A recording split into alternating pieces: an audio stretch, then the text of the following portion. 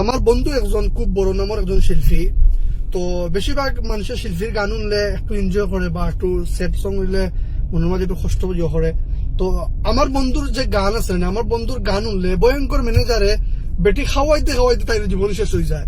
ওখানে আমি গাড়ির মাঝে ব্লুটুথ ও ইয়ে করছি, কানেক্ট করছি, গান বাজাই, আর ভয়ঙ্কর ম্যানেজারে আমার দুস্তর গান শুনলে কিতার লাগে যে খাওয়াই আমি নিজেও কইতে পারি না।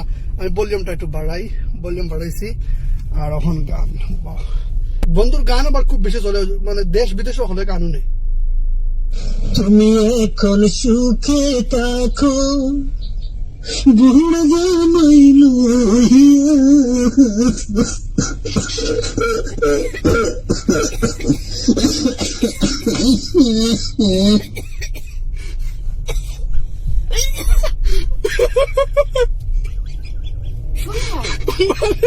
আমার বন্ধুর গান হলে ভয়ঙ্কর বেলা তারা সব যাই